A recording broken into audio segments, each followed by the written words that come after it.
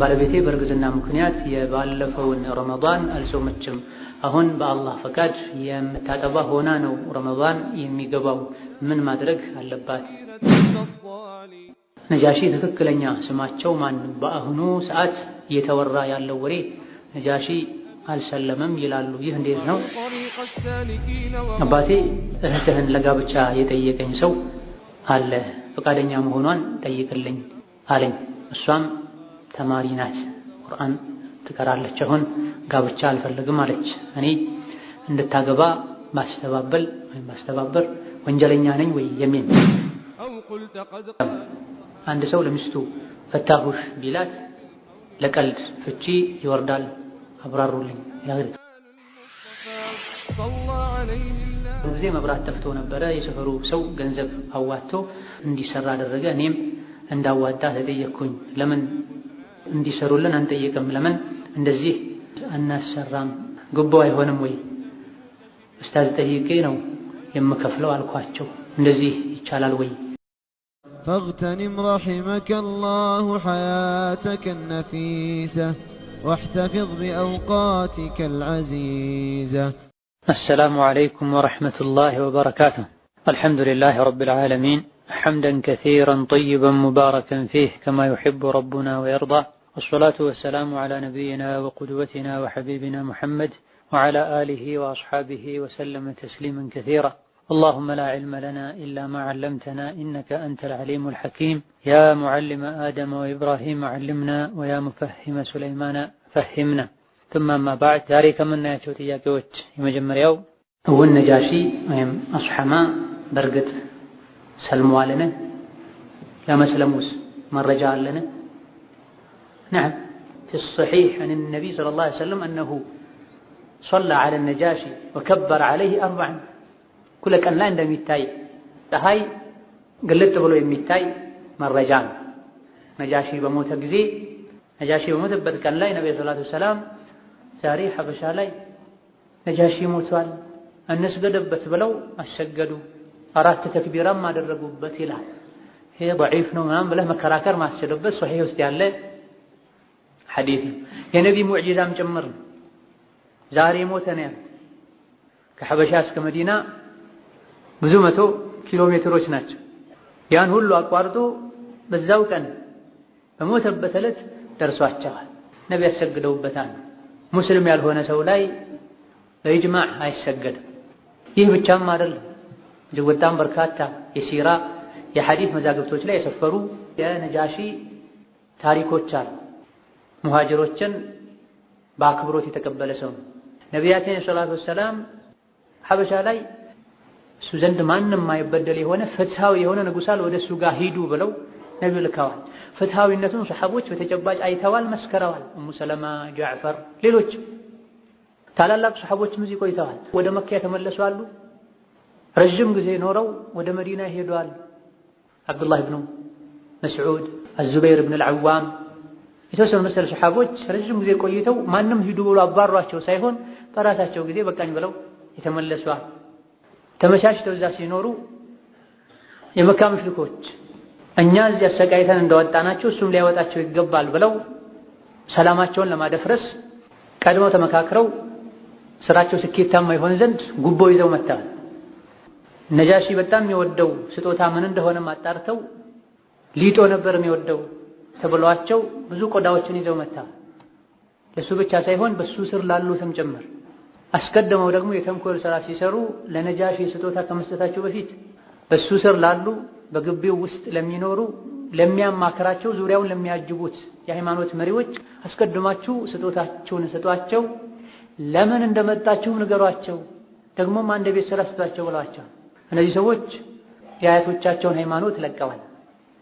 ወደ እናንተ መጥተው ደግሞ ከእናንተ ሃይማኖትም አልተቀላቀሉም። አዲስ ነገር ነው ይዘው የመጡት። ስለዚህ ነገ ንጉሱን ልናናግረው ነው። ወደኛ መልሳቸው፣ እነሱን የምናውቀው እኛ ነን፣ አሳልፈህ ስጠን ልንለው ነው። እናንተ በአንድ ድምፅ አው ይመለሱ በሉ ብለው ሴራዋል ሌሊቱ። እሺ ብለው ተስማምተው በማግስቱ የነጃሺ ሀዲያ ታላቁ ሲሰጥ ጉዳያቸውን ሲናገሩ ቀደም ሲል ሆዳቸው የተሞሉት አዎን የተከበሩ ንጉሥ ሆይ ይመለሱ ብላ ነብዩ ሰለላሁ ዐለይሂ ወሰለም ሂዱ ወደ ሐበሻ እሱ ዘንድ ማንንም አይበደል ፍትሃዊ ንጉስ አለ ያሉት እዚህ ጋር ታይቷል። በጭራሽ ከነሱ አንደበት እነሱ ያሉትን ሳልሰማ አልመለሳቸውም አምጧቸው። ዑመር ኢብኑ አልዓስ ኋላ ላይ የሰለሙት በዛ ቀን በዛ ወቅት ከዚህ ሸሽተው የሄዱ ሰሐቦች ነጃሺ ፊት ቆመው መናገርን እንደምጠላው ነገር አልነበረም ብለው ሐቁ እንዳይወጣ ማለት። በዛ ቀን በዛ ወቅት ከምንም በላይ መጠላው ነገር ቢኖር እነዚህ ተሰደው የሄዱ ሰሐቦች ነጃሺ ፊት መቆማቸውን ነበርና መጠላው። ብዙ ሙከራ አደረኩኝ ግን አልተሳካም። በጭራሽ ከነሱ ሳልሰማ አሳልፌ አልሰጥህም ብለው እሺ ተብሎ መታወል። ምንድነው እናንተ የያዛችሁት አቋም ሃይማኖት? የህዝባችሁን የሀገራችሁን ሃይማኖትም ትታችኋል። ክርስትናም ውስጥ አልገባችሁ፣ አይሁዲያም ውስጥ አልገባችሁ ምንድነው ሲሏቸው ጃዕፈር ረዲየላሁ ዐንሁ አርዳ ታዋቂውን ንግግራቸውን ተናግረዋል። እኛ ዝምድናን እንቆርጥ ነበረ፣ ደካሞችን እንበድል ነበረ፣ የሞተን እንበላ ነበረ፣ ሐራም የተባለ የተከበረን ነገር ሁሉ እንዳፈር ነበረ፣ በዚህ በአላህ እናሻርክ ነበረ። በዚህ መሃል አላህ ተባረከ ወተዓላ ዘሩን ስሩን የምናውቀው ታማኝ የሆነን ሰው ወደኛ ላከ። ዝምድናን ቀጥሎ አለን፣ ሐላልን ብሎ አለን፣ ሐራምን ከለከለን፣ በአላህ ማሻረክን ከለከለን። ይሄኔ ወገኖቻችን ወሰን አለፉብን፣ በደሉን። ካሉ ሰዎች ሁሉ መርጠን ወደ አንተ መጣን። ነቢያችን ሰለላሁ ዐለይሂ ወሰለም ሂዱ ወደሱ ማንም እሱ ዘንድ አይበደልም አሉን ሲሏቸው ሂዱ ሀገሬ ላይ በሰላም ኑሩ ማንም አይነካችሁም አሏቸው። ከመካ ተነስተው ስንትና ስንት ስጦታ ጭነው የመጡ ጉቦ የከፈሉ ሰዎች ሀገራ ሲገባቸው ሌላ መንገድ ፈልገው ሁለት ዋና ሰዎች ነበርና የመጡት። እንግዲያውስ ነገ ትልቅ ስራ እሰራለሁ እዛው ከፊት ለፊቱ ሳይወጡ እንዲገድላቸው የሚያደርገን ነገር ነግረዋለሁ ብሏል። ምን ተነግራለህ ሲለው ጓደኛው እናንተ የምታመልኩት ዒሳን እኮ እነዚህ እነ ጃዕፈር እነዚህ ሙስሊሞች አብድ ነው የሚሉት ባሪያ ነው የሚሉት እለዋለሁ። ይሄን ካልኩኝ ለቅጽበት እንኳን ቆም ብሎ ያስሙ ወዲያው ነው የሚገድላቸው ብሎ ሲል አንደኛው አብሮት የመጣው ሰው ትንሽ ረሕማ ነበረውና አታድርግ እነዚህ እኮ ምንም ቢሆን ወገኖቻችን ናቸው፣ ይሄንማ ካልከው ይገድላቸዋል አይቀርም ብሎት ይሄን ወስኖ በማግስቱ እሱ ጋር ሄዶ አዩሃል መሊክ እነዚህ እኮ ሰዎች አንተ የምታመልከውን ጌታን ዒሳን ባሪያ ነው ይላሉ ባለ ጊዜ አስመጣቸው ብሎ ትናንትና ሂዱ ተብሎ በደስታ ተሞልተው ሄደዋል። ያኔ ግን ሲመጡ በጣም ምድር ጠባቸው ተጨናንቀው መጥተዋል። ነገር ግን የሙእሚኖች መለያ ሹራ ነው። ሹራ አድርገዋል። ምን ይሻላል ብለው ሁሉም የተስማሙበት ነቢዩ ያሉንን እንላለን፣ ሌላ ምን ጨምረው ነገር የለም የምናምንበት ነው። ጃዕፈር ፊት ለፊቱ ቆመው እንዴት እላላችሁ ምንድን ነው አቋማችሁ ሲሏቸው ነቁሉ ፊህ ማ ጃአና ቢሂ ነቢዩና ነቢያችን ሙሐመድ ያለልን ነው በዚህ ዙሪያ የምንለው። ምንድን ነው የሚለው እሱ ሲሏቸው ሱረቱ መርየም ውስጥ ያለውን መጠቅሎ ነቁሉ አነሁ የአላህ ተባረከ ወተዓላ ሩህ ነው። የተኛውም የሰው ልጆችን አላህ ሲፈጥር የሚዘረባቸው ሩህ መሃል አንዱ ሩህ ነው። ነገር ግን ያለ አባት ድንግል ከሆነችዋ መርየም የተወለደ ነው ነብይ ነው እንላለን ብላ ይሄን የነጃሺ ከመሬት ላይ ትንሽዬ ብናኝ ነገር አንስተው ዒሳ እናንተ ካላችሁት እቺን እንኳን መታከል ያለፈ አይደለም ይሄው ነው ዒሳ ብላ የኔ ከነጃሺ ግራ ቀኝ የነበሩ ቄሶች መንጫጫት ይዘዋል። ነጃሺ ወደ እነሱ ዞር ብለው ብትንጫጩ ይሄ ነው ዒሳ ብለዋቸዋል። ከዛ በኋላ ነው ሄዱ ሀገሬ ላይ በሰላም ኖሩ፣ እናንተን የነካ ዕዳ ውስጥ ይገባል፣ እናንተን የነካ ዕዳ ውስጥ ይገባል ብሏል። ዙህሪ እንዳሉት ረሒመሁላህ ተዓላ ነጃሺ የሆነ ጊዜ ላይ ተቀናቃኝ ገጥሟቸው አንዳንድ ዘገባዎች ላይ እነዚሁ ሰዎች ራሳቸው ነጃሺ ሐቁን ሲናገሩ ዒሳ ይሄው ነው ሌላ አይደለም፣ ምክንያቱም እነሱ የአላህ ልጅ ነው ጌታ ነው ብለው ነበር የሚያምኑት የሚሰብኩት። ዒሳ ግን ይሄው ነው እናንተ እንዳላችሁት ነው የአላህ ልጅ ሳይሆን የመርየም ልጅ ነው ባሉ ጊዜ ተቆጥተው የወጡ ቄሶችና አንዳንድ ሰዎች ነበሩ። እነሱ ወጣ ብለው ተደራጅተው ነጃሺ ላይ አመፅ ቀስቅሰው ነበር። ኡሙ ሰለማ ረዲየላሁ ዐንሃ እንደዛ ቀን የፈራንበት ያዘንበት ቀን የለም፣ ይሄኛው ነጃሺ ተሸንፎ ሌላ መሪ መጥቶ ሐቃችን ላይጠብቅ ይችላል ብለን ሰግተን ነበር። ነገር ግን ነጃሺ ሲሄድ ደብዳቤ ጽፎ አሽሀዱ አን ላ ኢላሀ ኢለላህ ወአነ ሙሐመድ ረሱሉላህ ብሎ ለነ ጃዕፈር ከተሸነፍኩኝ ሌላ ሰው መምራት ከያዘ ይኸው የምትጓዙበት ጀልባ ብሎ አዘጋጅቶላቸው የጻፈውን ደብዳቤ ደረቱ ውስጥ አድርጎት ነበር ሄደዋል ብለህ ነበር ነጃሺ ረዲየላሁ ዐንሁ አርዳ። ደርሶ ቀጥታ ጦርነት አልጀመረም። እናንተ ምንድነው እኔ ላይ ያላችሁ ተቃውሞ? እስከዛሬ በሰላም በጥሩ ሁኔታ ስመራችሁ አልነበርኩም? አዎ። ታዲያ ምንድነው እኔ ላይ እንድታምፁ ተገንጠላችሁ እንድትወጡ ያደረጋችሁ ሲሏቸው ፋረቅተ ዲነና ይሄን የፈለኩት ከቅሷው ፋረቅተ ዲነና ከዲናችን ተለይተህ ወጥተሃል። አንተ እነዚያ ስደተኞች ስለ ዒሳ የተናገሩትን አዎ ትክክሉ ይሄ ነው ብለሃል። ይሄና ሌሎችም በርካታ ደሊሎች አሉ። በሉ የዚሁ ሀገር ሰዎች በሚኒስቴር ቢሮ ደረጃ ሁሉ የሚሰሩ ሰዎች ይሄን ያውቃሉ። መረጃ ፈልገው መጥተዋል፣ መረጃዎችን ወስደዋል። የሚያምኑበት ነገር ግን ሐቂቃዎችን መቀየር ሲፈልጉ ጭራሽ ሐበሻ ላይ ነጃሺ የሚባል ንጉስ ሙስሊም ንጉስ አልነበረም ይለዋል እንጂ ለራሳቸው ሊጠቅማቸው ሲሆን ጊዜ መተው መረጃ ይወስዳል። እንዲህ አይነት ጥናት የሚያደርጉ እንዲህ አይነት ሀገር የሚገኙ ኢትዮጵያውያን ተማሪዎች በዚህ ዙሪያ ጥናት አቅርቡ ተብለዋል ብለው ከሚኒስቴር ቢሮ ሁሉ ይህን ነገር አምነው የተቀበሉ ያጸድቀዋል። على كل حال ነጃሺ ረዲየላሁ ዐንሁ ወአርዳህ ሙስሊም ነው። ሙስሊም ያልሆነ ሰው ወሊ ሆኖ አይደለም። ኡሙ ሐቢባን ለነብዩ ሰለላሁ ዐለይሂ ወሰለም ወሊ ሆኖ የዳረው ነጃሺ ሙስሊም ባይሆን ወሊ ሆኖ ሊደራቸው አይችልም። ለረሱል ሰለላሁ ዐለይሂ ወሰለም አክብሮ ሀዲያ ሲይዞ ከፍ ያለ 4000 የሚደርስ ማህር ሰጥቶ ኡሙ ሐቢባን ያጋባው እሱ ነው። ዛላ አንዳንድ ሲራዎች ላይ እንዳለው ያለሁበት ሁኔታ ባይኖር መጥቼ ከጫማ ስር ሆን ነበር ያ ረሱላህ ብሎ አናግሯቸዋል። ነብዩ ጋር ደብዳቤ ጽፏል። ብዙ የተደበቁ ታሪኮች አሉ። እኛም ጋር ክፍተት አለ። ማን ነው ነጃሺ? ጥሩ የሚባል ማያዳግም ማያሻማ ሹብሃዎችን ብዥታዎችን ሁሉ ጠራርጎ የሚያስወግድ ጥናት አልተሰራም። ነካነካ ብቻ ነው የተደረገው። ሆኖም ዲኑ የአላህ ነው። እሱ የሐበሻ ንጉስ ስለሆነ ብቻ ነው እስላም የቆመው።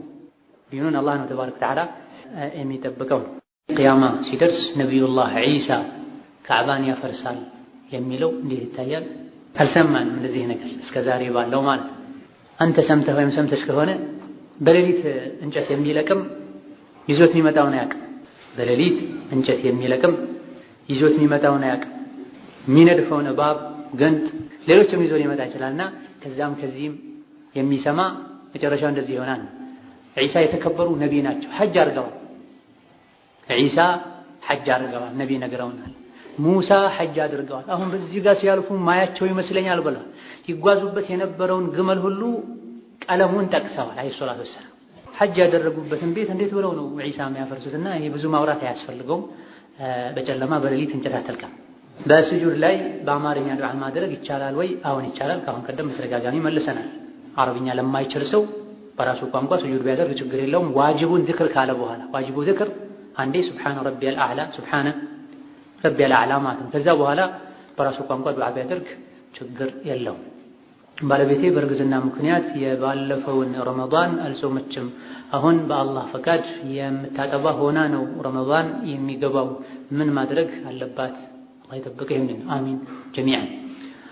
በጾም ምክንያት በእርግዝና ምክንያት በማጥባት ምክንያት መጾም ያልቻለች ሴት መብላት ትችላለች። በሸሪዓ ተፈቅዷል። ወዐለ الذين يطيقونه በሚለው አንቀጽ ውስጥ ይካተታል። ወከዛሊክ እናታችን አይሻ ሌሎችም ሰሐቦች ያስተላልፏቸው ይሄን የሚያሳዩ በርካታ ደሊሎች አሉ። ነገር ግን በእርግዝና በማጥባት ምክንያት መጾም ያልቻለች ሴት ዑድሩ እንደተወገደ ወዲያውኑ ፈጥና ቀዷ ማውጣት መቻል አለባት። ሆኖም 1 ዓመት ቀዷ ኖሮባት እሱን ሳትከፍል ሌላኛው ዓመት የገባባት ሴት ተውበት ከማድረግ ጋር ዑድሩ ሲወገድ ከቀጣዩ ረመዳን በኋላ መጾም ብቻ ነው ያለባት። ስለዚህ አንደኛው ረመዳን ላይ እርግዝና ላይ ነበረች፣ ቀጣዩ ላይ አጥቢ ሆና ነው ረመዳን የሚያልፈው። ካልጎዳትና ከወለደች ከተወሰኑ ወራቶች በኋላ ከሆነ ረመዳኑ የሚመጣው መጾም ከቻለች መጾሙ በላጭ ነው እንዳይደራረብ። ካልሆነ ዑድሩ እንደተወገደ ትጾማለች። መሀል ላይ ክፍተት ከነበረ በቸልተኝነት ከሆነ ያሳለፈችው አንዳንድ ቀን ምስኪን ብታበላ በጾሙ ልክ አንዳንድ ቀን ምስኪን ብታበላ የበርካታ ፉቃሃዎች ምርጫ ነው። ነጃሺ ትክክለኛ ስማቸው ማን? በአሁኑ ሰዓት እየተወራ ያለው ወሬ ነጃሺ አልሰለመም ይላሉ። ይህ እንዴት ነው? ይሄን ትናንት መልሰናል። ነጃሺ ሙስሊም መሆናቸውን የሚያሳዩ ቡኻሪ ውስጥ ያሉ፣ ሙስሊም ውስጥ ያሉ፣ ሲረት ኢብኑ ኢስሐቅ ውስጥ ያሉ ሌሎችም ዘገባዎች በሰፊው የዳሰሱት ጉዳይ ነው። ነጃሺ ሙስሊም መሆናቸውን ሙስሊም ሊጠራጠር አይገባም። ነጃሺ ሙስሊም መሆናቸውን የሚያሳዩ ዘገባዎች ቡኻሪ ሙስሊም ውስጥ አሉ። ቡኻሪና ሙስሊም በዘገቡት ሐዲስ ነቢያችን ሰለላሁ ዐለይሂ ወሰለም ሐበሻ ላይ ሷሊህ የሆነ ወንድማችሁ ሞቷል፣ ተነሱ ስገዱበት ብሏል ነብዩ ሰለላሁ ዐለይሂ ወሰለም። አንዳንድ ዘገባዎች ላይ ማን ነው ሲሏቸው አስሐማ ብለዋል። ይሄ አንደኛው ጥያቄ ነው። ነጃሺ ትክክለኛ ስማቸው ማን ነው? ስማቸው አስሐማ ነው። ቡኻሪና ሙስሊም ውስጥ ባለው ዘገባ መሰረት ኢማም አህመድ በዘገቡት ዘገባ መሰረት ስማቸው ሷህማን፣ ሷህማ ወይም አስሐማ ወይም መስሐማ 3 አይነት እንትኖች አሉ።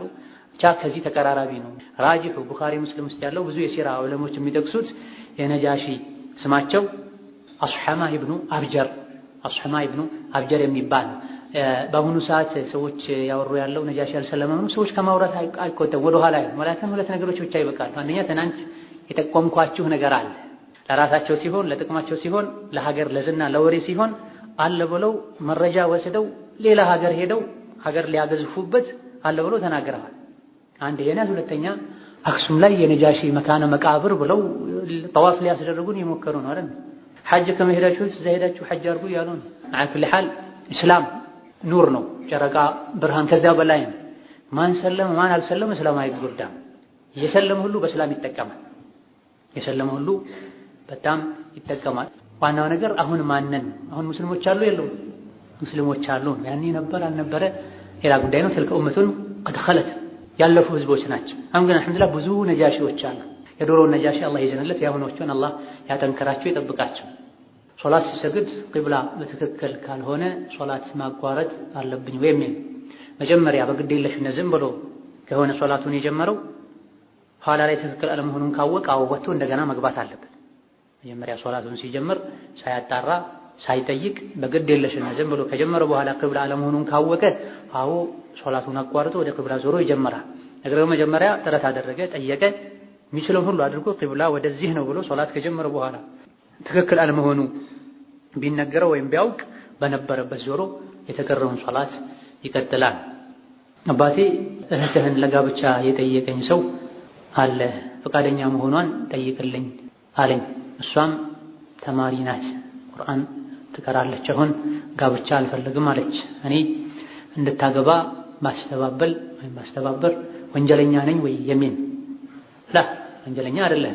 ነገር ግን ማግባቷ ሙሉ በሙሉ ከቂርአት ከዕልም ከትምህርት የሚያቋርጣት ከሆነ እሷ ደግሞ በዚህ ጊዜ አልፈልግም ቀርቼ የምፈልገውን ያክል እውቀት አግኝቼ እንጂ ካለች እንዳትቀራ የሚከለክላት ከሆነ ትዳሩ ወንጀለኛ ትሆናለች። መቅራት መማር ዕለታዊ ምግብ ነው። እንዳትበይ እንዳትጠጪ የሚላትን ሰው ለመዳር አስተዋጽኦ ብታደርግ ወንጀለኛ እንደምትሆነው ሁሉ እንዳትቀሪ እንዳትማሪ የሚላትን ባል ከሆነ የመጣው ወንጀለኛ ትሆናለህ። ነገር ግን ትዳሩና ትምህርቱን ማጣጣም ከተቻለ አጅር ታገኛለህ፣ ወንጀለኛ መሆን ሳይሆን ማለት ነው። ሴት ልጅ ለትዳር ከደረሰች አቻ የሆነ ሰው ጥሩ የሆነ ሰው ከመጣ ወንድሟ፣ አባቷ፣ ዘመዶቿ ለሷ ከሚያበረክቱት ወርቅና ብር ይልቅ ለሷ ትልቅ ስጦታ ትዳር ማስያዝ ነውና የመጣው ሰው አቻ ከሆነ ከትምህርቷ ጋር በማይጋጭ መልኩ ማስኬድ ከተቻለ መዳር። አላምንበትም እንኳ ብትል ማሳመን፣ ጭራሽ አላምንም ካለች ማስገደድ አይቻልም። ወላኪን በዚሁ አጋጣሚ ለእህቶች ለወላጆችም ጭምር ምን መክረው ነገር ቢኖር ትዳርና ትምህርት መጋጨት የለበትም። የሚችሉትን ያክል ይማራሉ። ሁለቱ ግን በጣም ከተጋጩ ዞሮ ዞሮ ሴት ልጅ ህይወቷ ቤቷን ቤቷን በተለያየ መልኩ ትምህርት ላይ ገፍተው የትዳር ጊዜ አልፏቸው ለማግኘት ይፈልጉት የነበረውን ትምህርት የሚጠሉበት ማይጠቅሙበት ማይጠቀሙበት ሐል መጥቶ የሚቆጩበት ሁኔታ አለና ሴት ልጅ አካለ መጠን ከደረሰች እሷን ከመዳር የተሻለ የሚዋልለት ውለታ የለም። አንድ ሰው ለሚስቱ ፈታሁሽ ቢላት ለቀልድ ፍቺ ይወርዳል። አብራሩልኝ ነዓም። ሶስት ነገሮች ላይ ቀልድ የለም ብሏል ነብዩ ሰለላሁ ዐለይሂ ወሰለም። ማግባት ላይ ወይም ማጋባት ላይ ቀልድ የለም፣ መፍታት ላይ ቀልድ የለም፣ መመለስ ላይ ቀልድ የለም ብላ ፈታሁሽ ካለ ባል የመጨረሻው ፊደል ጨርሶ ከጆሮዋ ሳይደርሱ እንኳን መልሶ ቀልዴን ነው ቢል ዋጋ የለም፣ ወጥቷል፣ ተመልሶ አይመጣም። ጋብቻ ላይ ቀልድ የለም፣ ማግባትም ላይ መፍታትም ላይ መመለስም ላይ። አንድ አባት ቁጭ ብሎ ሁለት ሰዎች ባሉበት ለሶስተኛ አካል እገሊትን ፋጢማን ልጄን ታውቃለህ አይደለ? አሁን አውቃታለሁ፣ እንግዲያውስ ድሬሃለሁ ቢለው እሱ ተቀብያለሁ ቢል አለቀ። ልጁን አጥቷል። ድጋሜ ልጁ ከሱ እንዳትኖር ከፈለገ እሱን መለማመጥ አለበት። እባክህ ፍታለኝ ማለት አለበት። ይሄ ለአባት ከአባት ውጭ ያሉት እሷን ሳያስፈቅዱ ኒካህ ቢያስሩ ኒካህ አይሆን። አባት ከሆነ ግን ለሷ አቻ ነው ይሆናታል ያለን ሰው አስቦ ለቀልዱን ካባ ይሆን ነካ ላይ ያደርገው ልጄን ጠይቀኝ ሊለው እንኳ ቢሆን ፋጢማን ድሬሃለሁ አይሻን ድሬሃለሁ ቢል ሁለት ሰዎች ካሉ ሰውየው ተቀብያለሁ ካለ ልጁን አጥቷል። መኖር አለመኖሩ የሷ ምርጫ ነው። እሷ ተነግሯት ከሱ ጋር አልኖርም ካለች አባት ያለ አግባብ እንደዳረው ሄዶ ተለማምጦ ምንም አድርጎ ቢሆን መመለስ አለበት። ከፈቀደች ለአባቷ ክብር ብላ ሰውየውንም ወደው እሺ ካለች አብረው ይኖራሉ። ከአባት ውጭ ግን ከሆነ ቀድሞ ፈቃዷን መጠየቅ አለበትና ማግባት ላይ መፍታት ላይ ወከዛሊክ ረጃዕቱ ማለት ላይ ቀልድ የለም። መፍታቱ ላይ ብቻ አይደለም ሸሪዓ ቀልድ የለም ያለው። ፈቷት የቆየችን ሚስቱን 3 ወር ሳይሞላት በፊት ወይም 3 ሐይድ አይታ ሳትጨርስ በፊት መልሼሻለሁ ቢል ተመልሳለች፣ ቤቷ ገብታለች ማለት ነው። ለቀልዴ ነው እንኳን ቢል ማለት ነው። ስለዚህ መንቀለድበትን ነገር ለይተን ልናቅ ይገባናል። ዲን ላይ የተከበሩ ህጋቶች አሉ፣ ልትፈራቸው ልታከብራቸው የሚገቡ። ለባለቤቴ የእንጀራ አባት ለኔ አጅነቢ ነው ወይ? አዎ አጅነቢ። ምክንያቱም ባልሽን አልወለደም፣ አባት ነው አጅነቢ ማይሆን። እስከ መጨረሻ አጅነቢ አይሆንም እሱ። ባልን የወለደ ቀጥታ የወለደ አባት የሱ አባትም ቢሆን አያቱ እስከ መቼም አጅነቢ አይሆን ቢፋቱ እንኳን። ነገር ግን የባል የእንጀራ አባቱ የባል የእናቱ ባል ማለት እሱን ስላልወለደ አጅነቢ ነው። እንደው ቀደር ሆኖ ቢፋቱ እሱ እሷን ማግባት ይችላል፣ እሷም እሱን ማግባት ትችላለች። አባቱ ከሆነ ነው ማግባት ማችለውና መቼም መጋባት አይችሉም፣ አጅነቢ አትሆንበትም የሚባል። ባለፈው ጊዜ መብራት ጠፍቶ ነበረ። የሰፈሩ ሰው ገንዘብ አዋጥቶ እንዲሰራ አደረገ። እኔም እንዳዋጣ ተጠየቅኩኝ። ለምን እንዲሰሩልን አንጠይቅም? ለምን እንደዚህ አናሰራም? ጉቦ አይሆንም ወይ? ኡስታዝ ጠይቄ ነው የምከፍለው አልኳቸው። እንደዚህ ይቻላል ወይ የሚል አይቻል። ጉቦ ነው። የመንግስት ሰራተኞች ወይም ደግሞ እንዲህ አይነት ኃላፊነት ያለባቸው ሰዎች ትክክለኛው መከፈል ያለበት የመስሪያ ቤት ክፍያ ከተፈጸመ መተው ስራውን መስራት አለባቸው። መሀል ላይ ቢያንዘላዝሉ ወረፋ አልደረሰህም ቢሉ ምን ቢሉ ይሄ ተንኮል ዘዴ ነው። አንተን ወደ ወንጀል ማምጫ መንገድ ነው። መብራት ጠፋ፣ ውሃ ጠፋ፣ ያጠፉ ሰዎችን ሄደህ ክሰስ፣ ውቀስ። ቀበሌ አስተዳደር ይሄን አላደረገልህም ካለ መፍትሄዎችን ፈልግ እንጂ ገንዘብ ሰጥተህ ጉዳይ ለማስፈጸም አትሞክር። የሻይም በለው የቡናም በለው የታክሲም በለው ያው ጉቦ ነው በሸሪዓ ማለት። ምን እናድርግ? ያለዚህ ስራ ማስኬድ ማስፈጸም አይቻልም። አንተ ነህ ችግር ያመጣው። እንደዚህ አይነት በሽታ ልባቸው ውስጥ እንዲገባ ያደረገው። ሁሉም የሙስናን የጉቦን ተጠያፊነት አውቆ አላደርግም ቢል አላበላም ቢል ተስፋ ይቆርጣል። መሐመድ አልሰጥም ይላል፣ ሌላኛው መሐመድ ይሰጣል። ይሄኛው አጥባቂ ይባላል፣ ይሄ ማሻአላህ ሚዛናዊ ይባላል። ችግሩን ያመጣኘው እኛ ራሳችንን አይቻልም፣ ጉቦ ነው። ምክንያቱም ምንም ይሁን ተራህን ጠብቀህ ተስተናገድ። አላስተናግድም ካለ ከሱ የበላይ ያለ ወደዛ ሂድ። እሱም አላስተናግድም ካለ ሌሎች መንገዶች አሉ። ፈሳድን ብልሹነትን ምናክመው በሌላ ወንጀል በሌላ ፈሳድ መሆን የለበትም። ይሄ አይነት ችግር ካለ ህዝቡ በሚችለው ሁሉ ተወያይቶ ተደራድሮ አቤቱታ አቅርቦ ችግሩን ማስወገድ መቻል አለበት። ችግሩ መጥቷልና ችግሩን ልቀበለው ስር እንዲሰድ ላድርገው። ቀጣዩ ትውልድ እንዴት ነው የሚኖር? ምናልባት መንገድ ላይ ለመሄድም ጉቦ ሊያስፈልግ፣ ቤትህ ውስጥ ያለው የገባለህ ውሃ ያፈስ ዘንድ ጉቦ ሊያስፈልግ፣ እቤትህ ደጅህ ካለው ውሃም በጉቦ እንጂ አይለቀቅልህም ልትባል ነው። እንዲህ አይነቱን ፈሳድ አብሮ መዋጋት እንጂ የሚያስፈልገው ለአንድ ቀን አልጠማም ለ3 ቀን ለ4 ቀን ቢሮ አልመላለስም በጉቦ አስጨርሳለሁ ላ ነብዩ ሰለላሁ ዐለይሂ ወሰለም ለዐነ አላሁ ራሺየ ወልሙርተሺየ ጉቦ የሚሰጥን ጉቦ የሚቀበልን ጉቦ በመስጠት ጉዳይ እንዲፈጸም የሚሯሯጥን የሚንቀሳቀስን ሶስቱንም አላህ ረግሟቸዋል ብለዋል ነብዩ ሰለላሁ ዐለይሂ ወሰለም። ማን ነው የአላህን ርግማን የሚችል? አላህ ሐላችንን ያስተካክልልን።